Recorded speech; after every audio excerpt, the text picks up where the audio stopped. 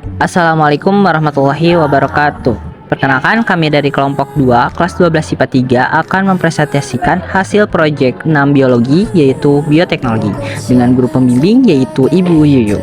Kami beranggotakan Gigi Muhammad Bayhaki, Retno Ardini Wulandari, Saumi Wanda Wulandari, dan Zahla Hikmalia Mulyadi. Yang pertama ada alat dan bahan yang terdiri dari baskom, pengaduk kayu, dandang, kompor, garpu, korek api, plastik, lap kain, kacang kedelai, ragi tempe, dan air.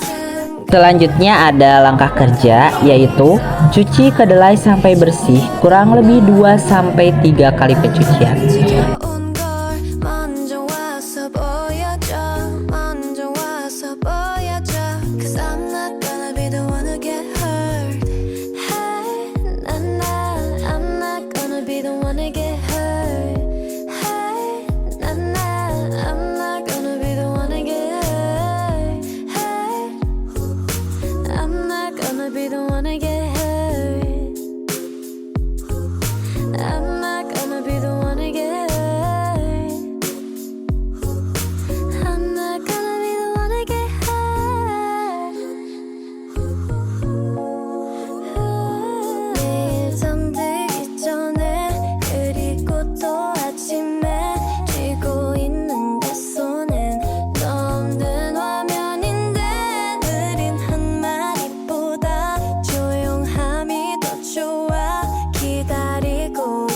Rebus kedelai sampai mendidih.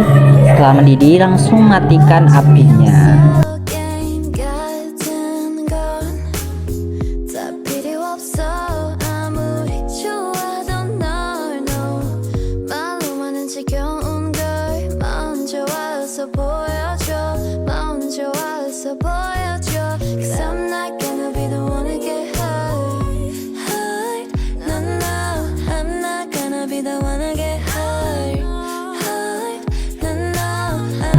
Ketika sudah dingin, cuci kedelai, buang kulit kedelainya sampai bersih.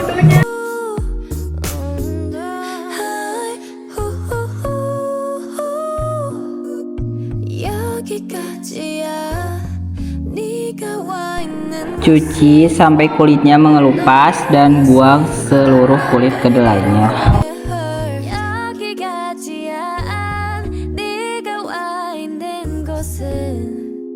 Setelah kedelai dicuci bersih, rendam selama 1 malam, dan kemudian setelah 1 malam cuci kembali kedelainya, ganti air beberapa kali sampai kedelai itu benar-benar bersih.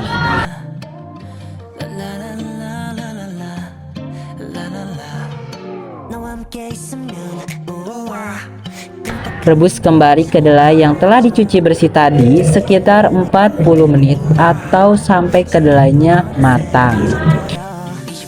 Setelah itu tiriskan, lalu taburi ragi tempe sekitar setengah sendok teh. Kemudian campurkan kedelai dengan ragi sampai benar-benar merata. Selanjutnya siapkan plastik untuk membungkus kedelai. Lalu masukkan kedelai ke dalam plastik, isi sampai agak penuh. Ratakan dan bagian ujung plastik retakkan dengan sumbu korek api sampai rapat. Tusuk-tusuk plastik agar udara masuk dan proses fermentasi selama kurang lebih 3 hari. Taruh plastik kedelai di tempat kering atau tidak lembab. Balut dengan kain lap selama 1 malam sampai hangat dan berembun. Kemudian buka balutan kain dan diamkan di tempat kering sampai hari ketiga dan tempe pun sudah jadi dan berjamur. Ketiga ada hasil pengamatan. Pada tanggal 6 Februari 2024, kacang kedelai yang sudah dicampur ragi menuju proses fermentasi disimpan di tempat kering dan akan dibalut kain. Dan selanjutnya pada tanggal 7 Februari 2024, keadaan kacang kedelai setelah ditutup rapat dengan kain, fermentasi 1 malam, mulai tumbuh miselium, berembun, dan suhunya hangat. Pada tanggal 8 Februari 2024, hari kedua fermentasi, tempe diletakkan pada ruang terbuka. Miselium semakin banyak dan merata. Pada tanggal 9 Februari 2024, setelah kurang lebih 3 hari, tempe pun jadi dengan miselium yang tumbuh merata, putih dengan aroma lezat. Selanjutnya ada pembahasan.